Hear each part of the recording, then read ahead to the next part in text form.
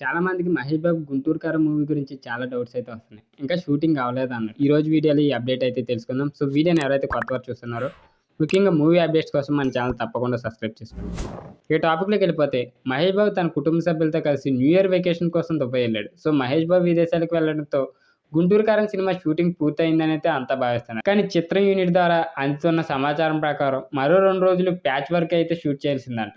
So, ఇంకా new year vacation వెళ్లడం కోసం Mahesh Babu late night shoots అయితే చేశాడు. శ్రీలీల ఎగ్జామ్స్ కూడా పక్కన పెట్టిందనే వార్త అయితే వైరల్ అవుతుంది. ఎట్టకేలకు అనుకున్న షూటింగ్‌ని అయితే ముగించారు. మహేష్ బాబు లేకుండా ప్యాచ్ వర్క్ షూట్‌ని అయితే త్రివిక్రమ్ చేసే అవకాశాలున్నాయైతే తెలుస్తుంది. సో, మహేష్ బాబు మళ్ళీ సినిమా ప్రమోషన్ సమయంలో హైదరాబాద్‌కి అయితే వస్తాడంట. విడుదలకు వారం 10 రోజుల ముందే ప్రమోషన్ కార్యక్రమాల్లో మహేష్ బాబు సందడి చేసే అవకాశాలున్నాయి.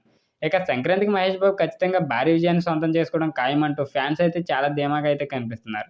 ఇక 'గుంటూరు కారం' సినిమా ఎప్పుడు ప్రారంభమైంది? వరుసగా ఏదో ఒక అడ్డంకి, ఏదో ఒక అవాంతరం ఏర్పడడంతో సినిమా షూటింగ్ మరీ ఆలస్యమైంది. విడుదల తేదీ పీకల వరకు వచ్చేదాకా కూడా షూటింగ్ చేస్తూనే వచ్చారు. సో, ఎట్టకేలకు ప్యాచ్ వర్క్ మినహా షూటింగ్ అయితే పూర్తి చేశారు.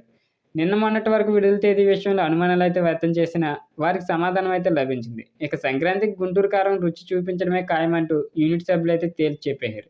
ఇక ప్యాచ్ వర్క్ పూర్తి చేసి జనవరి 8 లేదా 9 తారీఖు వరకు ఫైనల్ కాపీని రెడీ చేసి సెన్సార్ పూర్తి చేసే అవకాశాలున్నాయి.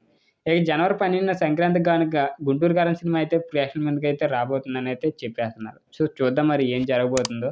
మూవీ హిట్టా పట్టా అనేది ఆ రోజు వీడియోలో అప్డేట్లు అయితే తెలుసుకుందాం. సో, వీడియో నచ్చితే తప్పకుండా లైక్ చేయండి. ఇలాంటి మూవీ అప్డేట్స్ కోసం మన ఛానల్ తప్పకుండా సబ్స్క్రైబ్ చేసుకోండి.